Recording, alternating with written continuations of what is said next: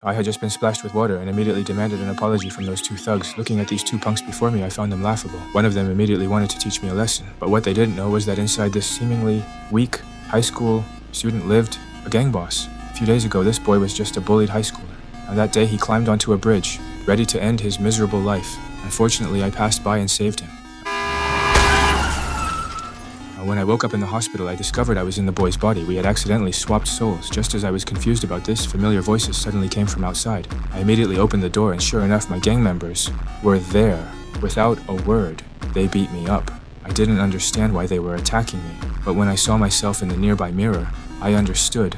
I had truly become someone else. I wanted to explain to my subordinates, but they took me straight to the memorial hall. Looking at my own memorial tablet, I was furious. Then I found my own body, wanting to switch our bodies back, but didn't know how. So I went to that bridge, hoping another jump would switch us back.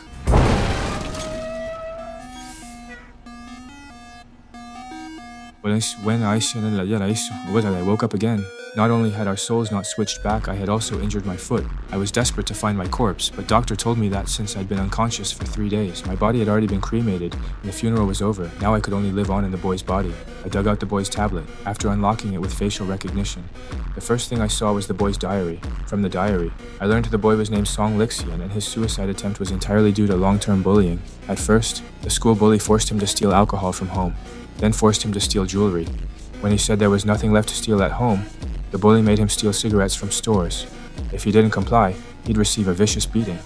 In his dark world, his classmate Shijin was a ray of light in his heart. He always wanted to be friends with Shijin, but just because the bully caught him looking at Shijin, the bully spread rumors that he was a stalker, which made it even harder for him, already friendless, to make any friends. Over time, he finally couldn't bear it anymore, chose suicide. After reading the boy's diary, I couldn't suppress my anger and snapped the tablet in half. The next day, I packed up and went home. As soon as I entered, a woman came forward with concern. Must be the housekeeper. From her, I learned the person lying on the sofa was my mother. During dinner, I asked the housekeeper why Mom was sleeping in the living room. The housekeeper said since my incident, the secretary had been coming to the house, often bringing loads of alcohol. Each time I suspected the secretary was deliberately making Mom dependent on alcohol. Since I was the chairman's illegitimate son and his only son, and with the chairman's wife recently hospitalized, with not much time left if the chairman's wife died, my mother might well become the new chairman's wife. The secretary was doing this surely out of fear that my mother would rise to power. Given this, my mother and I were in grave danger, but for someone who'd been in the underworld for decades like me, this was nothing.